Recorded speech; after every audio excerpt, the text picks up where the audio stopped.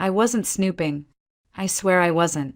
It was nearly 2 in the morning, and I couldn't sleep, not with Miles breathing so steadily beside me, not with the weight of something unnamed pressing on my chest. I turned toward the nightstand, reaching for a glass of water when his phone vibrated. It lit up the dark like a small explosion. I wouldn't have looked. I didn't want to look. But my eyes, my tired, aching eyes, locked onto the words on the screen as if they were meant for me. My silky tiger, you were incredible. I miss you already. Thank you for the 2 unforgettable nights. My hand froze midair. My pulse roared in my ears. 2 nights? He was supposed to be in Houston for a leadership summit. The thought of him in a hotel room with someone else, while I made pot roast and helped Mira with her history project, made me physically ill. I stood up on shaking legs and stumbled toward the bathroom. The cold tiles under my bare feet grounded me. I turned on the faucet, cupped icy water in my hands, and splashed it over my face, hoping to wake up from whatever this was. But I didn't wake up. In the foggy mirror, I saw someone I barely recognized. My skin pale, my eyes wild, my mouth slightly open like it wanted to scream, but forgot how. 20 years, I whispered to my reflection. 20 years of my life. I don't know how long I stood there. Eventually, I returned to bed. Miles hadn't moved. He was curled up, peaceful, just like always. Like nothing was wrong. Like everything was still perfect. But something inside me had cracked. Not loudly. Not dramatically. Just enough to change everything.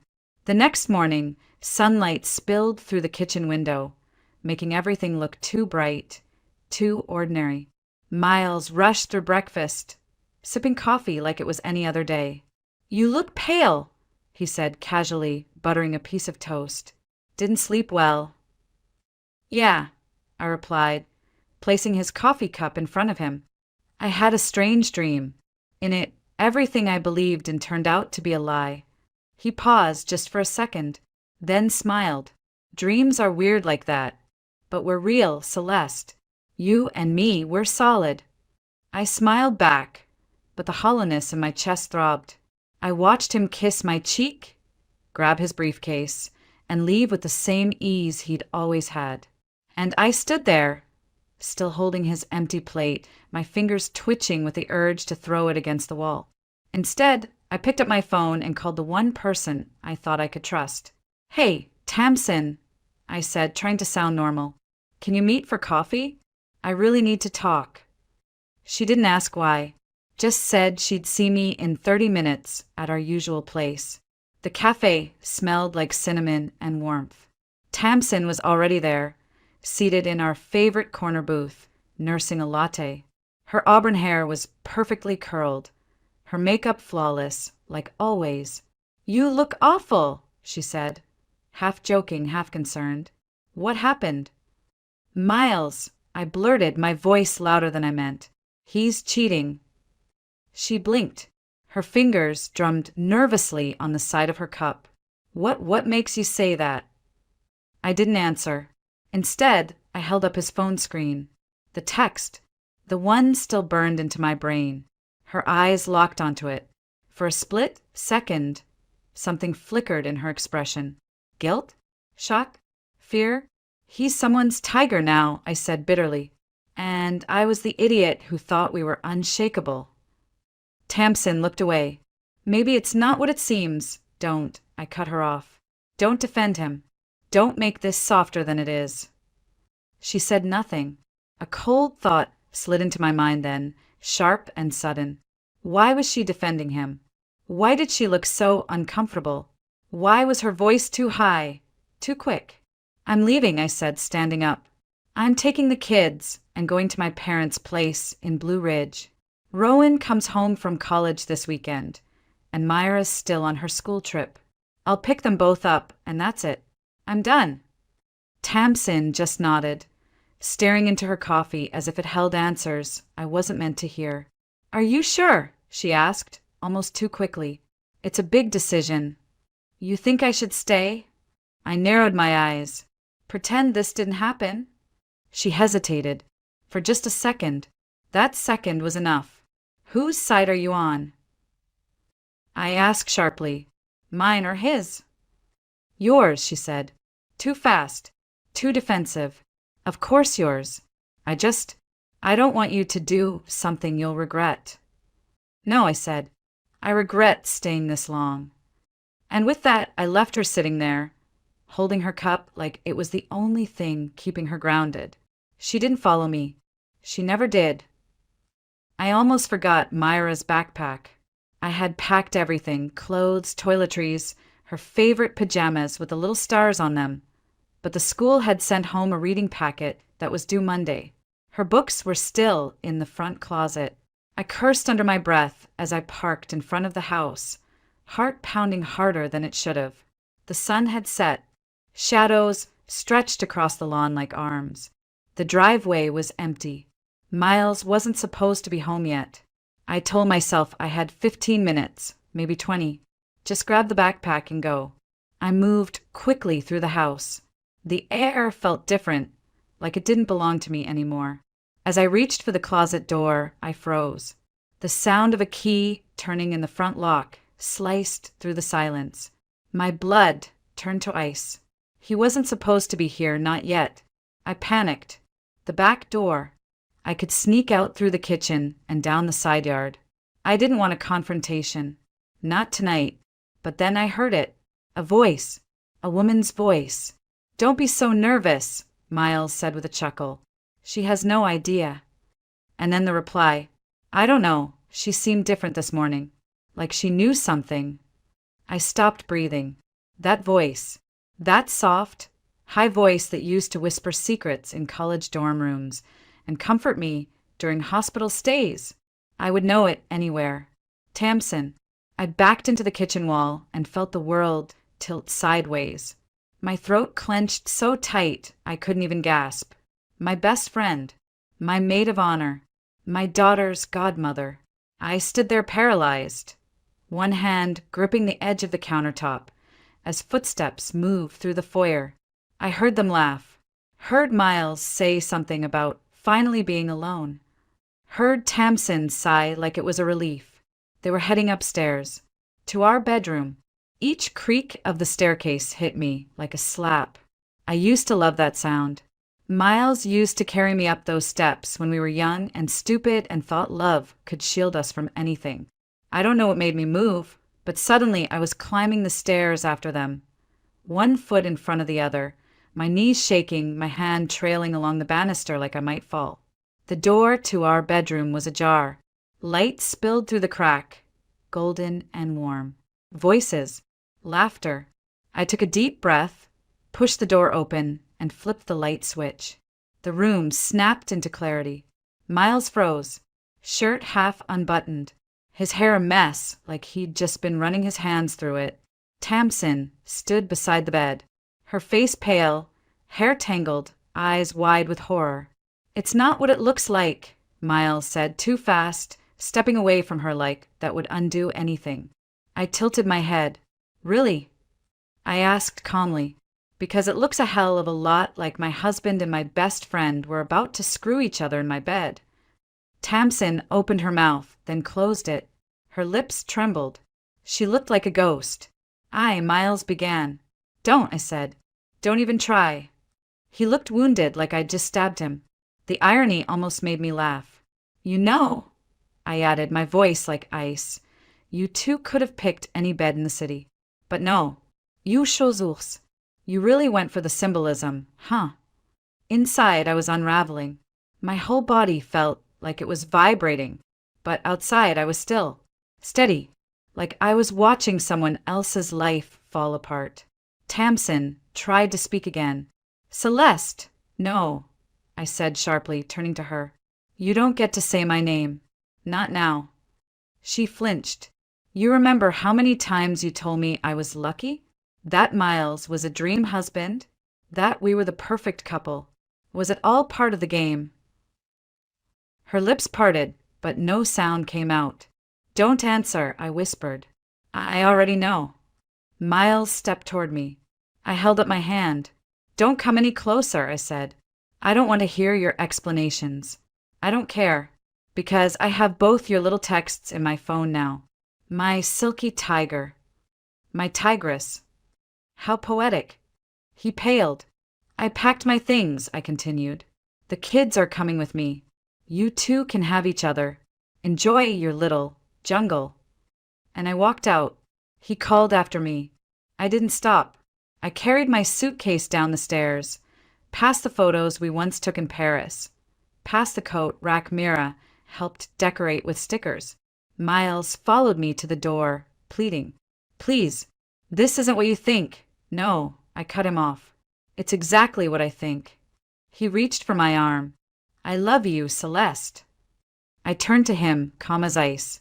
"Too bad you forgot to tell your tigress." Then I opened the door and stepped out into the night. The highway blurred beneath my tires. I don't remember turning onto it, or checking the fuel gauge, or even breathing. My fingers gripped the wheel too tightly. My knuckles were white. The air in the car felt suffocating, thick with memories that had nowhere else to go. I saw flashes of everything. My wedding day, Myra's first steps, the night Rowan got his college acceptance letter. All of it like scenes from someone else's life, someone who still believed in loyalty. A warning light blinked on the dashboard. Low fuel. Of course. I muttered a curse and pulled off the next exit.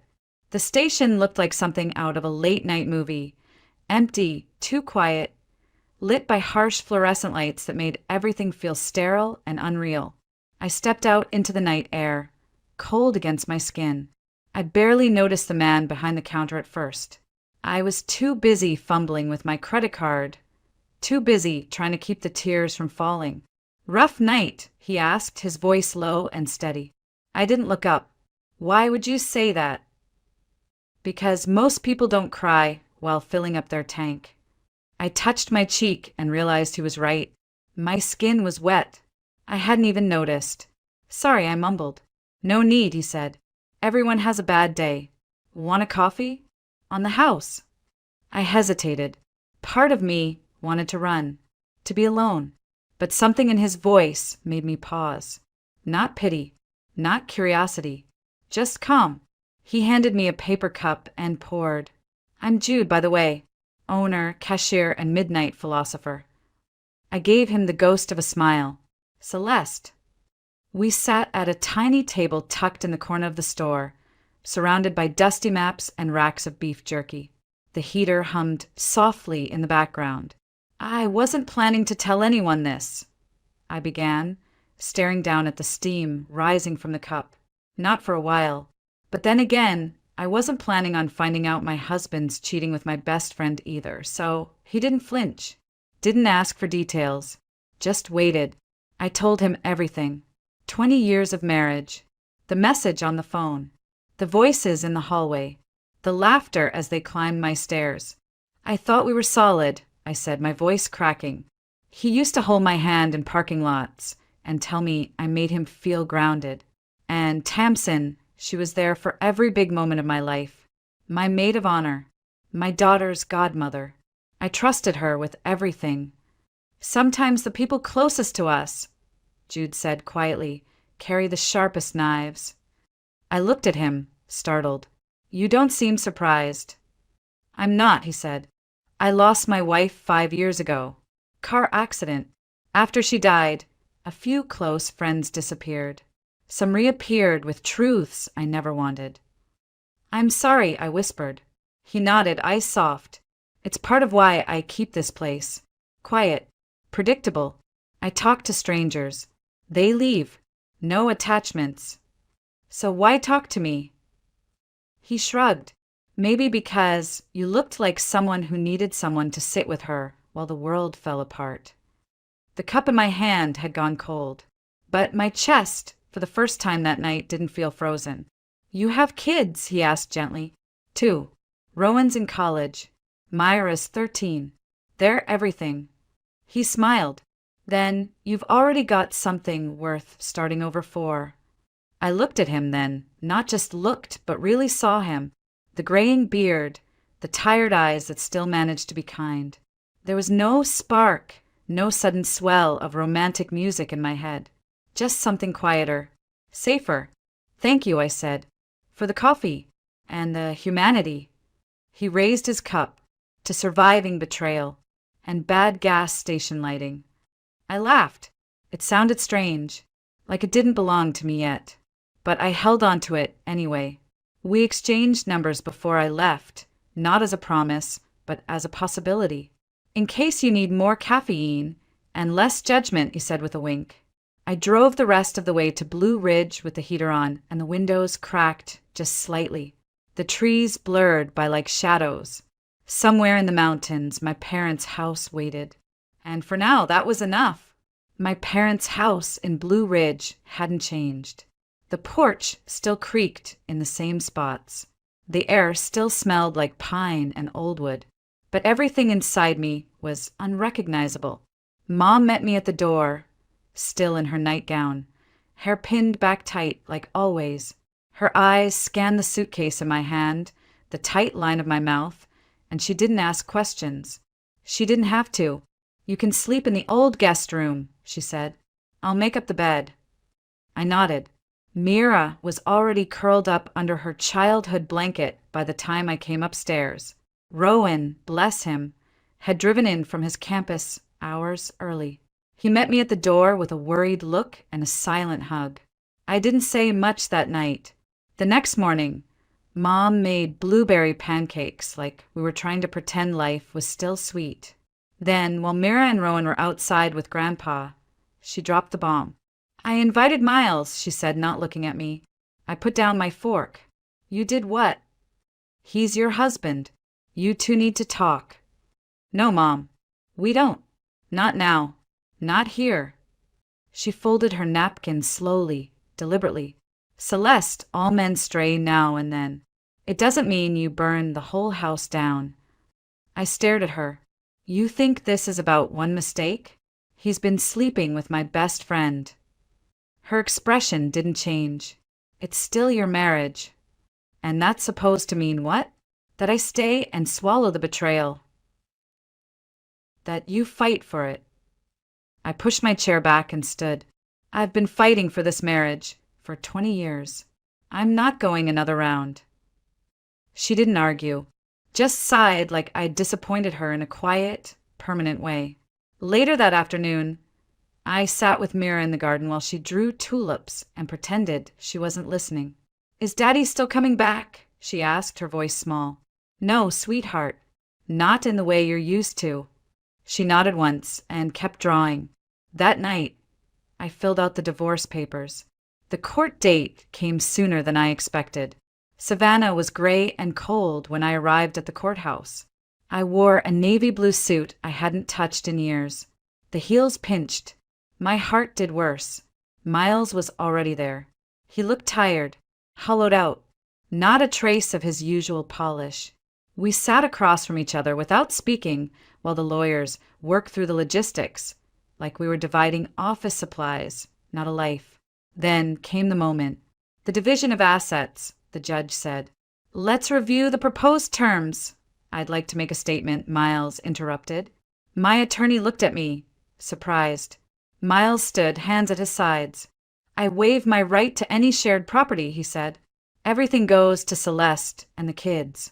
The house, the car, the accounts. All of it. Gasps. Whispers. Even the judge looked stunned. You understand what you're saying, Mr. Harrington? She asked. I do. I stared at him.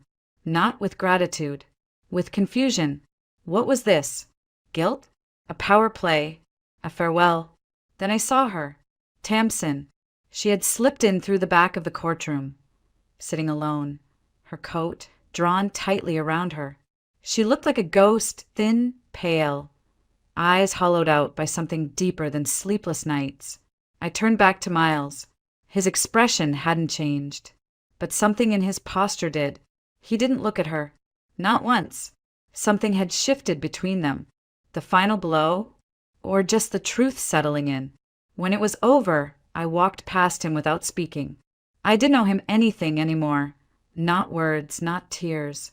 Outside the courthouse, I felt the cold bite my skin. The kind that wakes you up. The kind that says, "It's over. Move." I didn't cry. I didn't look back. I just kept walking. The townhouse smelled like new paint and old memories. Most of the boxes were still sealed. The walls were bare. But for the first time in months, I felt like the air belonged to me. Rowan carried a box labeled kitchen and dropped it with a grunt. "Where do you want this?" "Anywhere but the stairs," I said with a tired smile. Mira skipped in behind him, holding up a painting. "Look, Mom, for the living room. It's abstract." It was a swirl of bold, bright color, red and gold bleeding into deep blue. Chaotic, but hopeful. I nodded. "Perfect." That night, after the kids went to bed, I started unpacking one of the last boxes from the old house. Photos, cards, college trinkets, a box I hadn't opened in years. At the very bottom, beneath yellowing receipts and half-used notebooks, was a bundle of letters, tied with a ribbon that had faded to gray. The handwriting was Tamsin's. My hands went cold. Each letter was addressed to Miles, postmarked a year before we met. I opened the first one. "I miss you. Why won't you write back?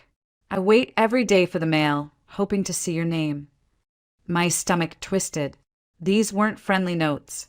They were love letters, aching and young and foolish. I opened another. "You promised you'd wait for me. I don't understand what changed. Please, if you've moved on, just say so." Another. "I guess I have my answer now. You're gone, but I won't forget." The last envelope held a photo. Tamsin and Miles, barely older than teenagers, leaning against a fence, smiling. In love. I sat back on the floor. My breath came in shallow bursts. They'd known each other long before I came into the picture, and no one had ever said a word. I couldn't sleep that night. The next morning, I drove to the one person who might fill in the blanks, Miles's mother. She met me on the porch with the same guarded expression she'd always worn. "Celeste," she said, surprised. "Come in." Her house smelled like lemon polish and memories. Nothing had changed. Not the teacups. Not the floral wallpaper. "Did you know about them?" I asked bluntly, skipping the pleasantries.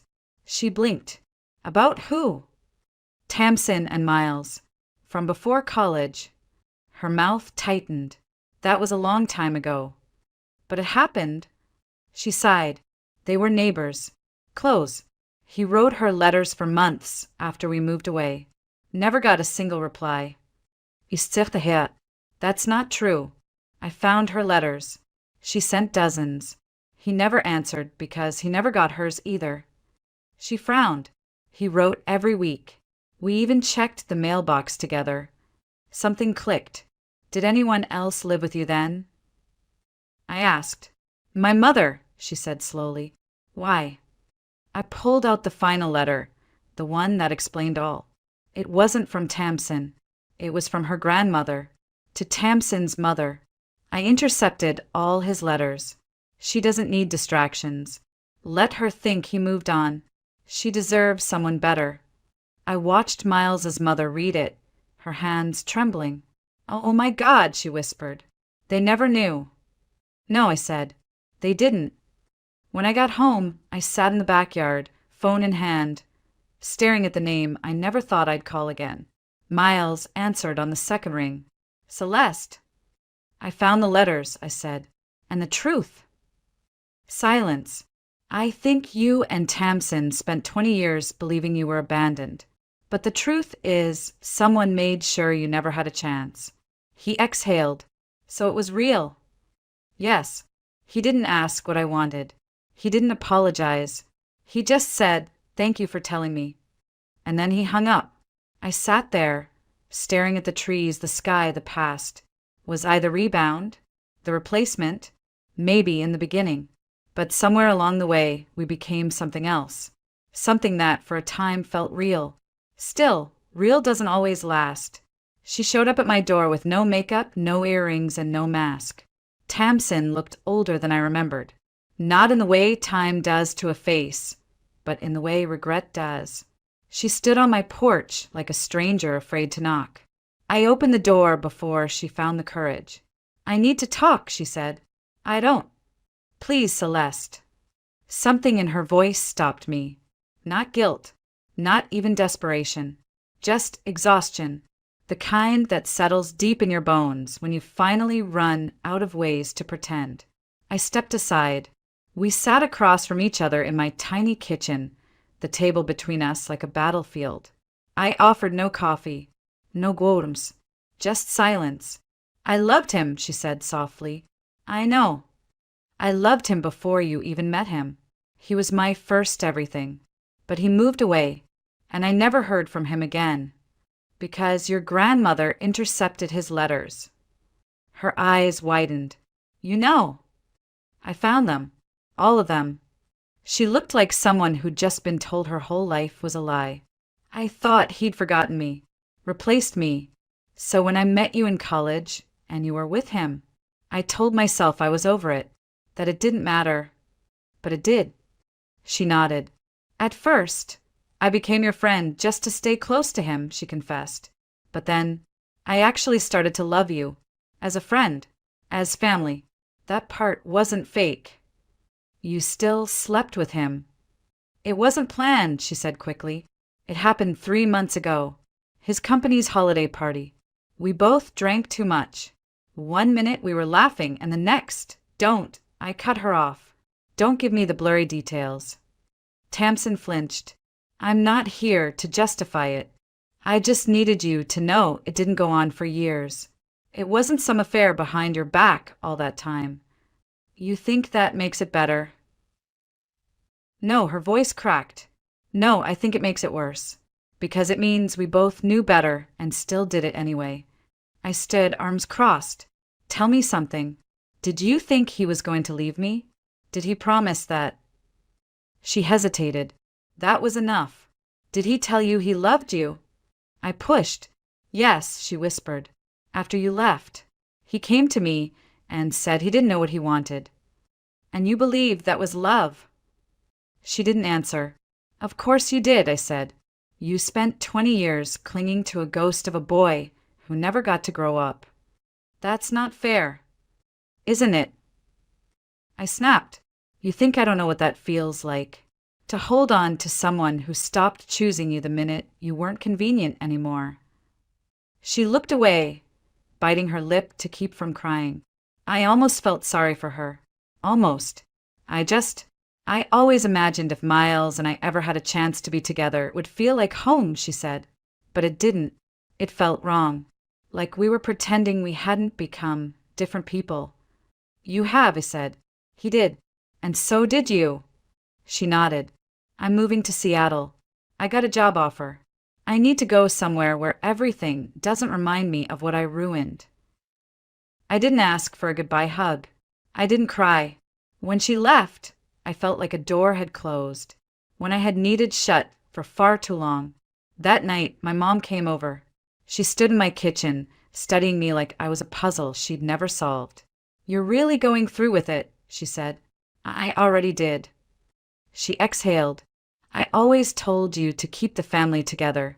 That forgiveness was the key." "I know. But I was wrong," she said, her voice low. "I thought staying made me strong. But I see now, it just made me disappear." "I want you to know," she continued, "that whatever happens next, I'm proud of you. You didn't let anyone else decide your worth." I didn't have words. I just nodded. After she left, I texted Jude. "Dinner this weekend? Just you and me. No ghosts." His reply came fast. "Saturday. I'll bring the wine. You bring the stories." And for the first time in what felt like forever, I looked forward to something. Spring came quietly that year, not with the loud bloom of wildflowers or the sudden buzz of bees, but in softer ways, like the light that stayed a little longer in the evenings, or the breeze that carried warmth instead of memory. I had been in my new place in Greenville for 6 months. The townhouse wasn't large, but it was mine. The floors creaked in odd places. The paint still smelled faintly fresh. And there were mornings I'd wake up and forget, for a blissful second, that my life had fallen apart to make room for this one.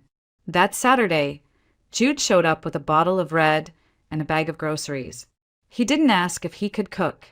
He just moved into my kitchen like he belonged there, like it wasn't something that needed permission. "Is this garlic or a small meteor?" he asked, holding up a bulb with mock suspicion. I laughed. "Both. Depends on how much you use." Dinner was simple. Pasta, bread, a shared bottle of wine, and conversation that drifted in and out of old scars and new beginnings. Afterward, we sat on the small back porch, watching the sky fade into stars. "You ever think about what you'd say," he asked, "if you could go back and talk to yourself a year ago?" I thought for a moment. I'd tell her the house would be emptier, but her heart wouldn't be. And that it's okay to mourn something even if you're the one who walked away from it. He nodded. I'd tell myself that grief isn't a dead end. It's just a bend in the road. We didn't kiss that night. We didn't need to. There was something sacred in not rushing, in building something slow, brick by careful brick. Love, I was learning, didn't always come wrapped in fireworks.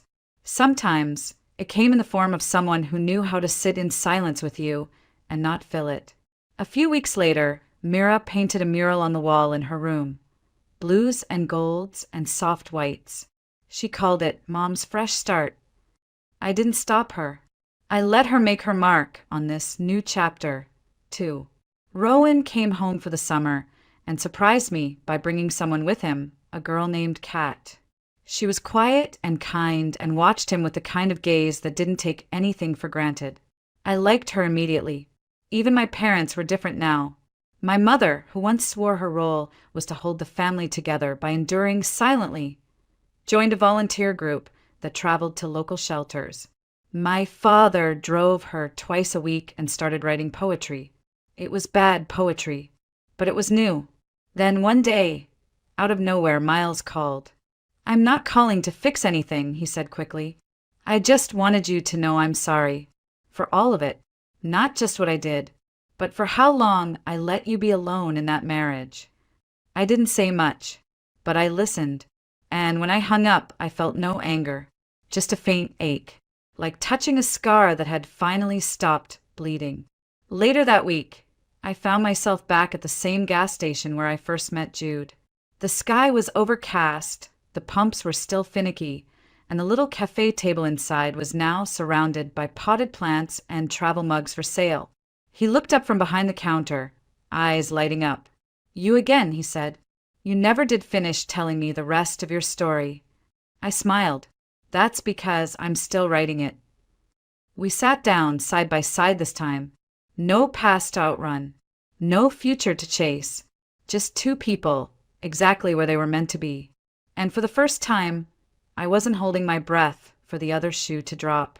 I wasn't waiting to be replaced, or betrayed, or left behind. I was just here, alive, forged by fire, and finally free.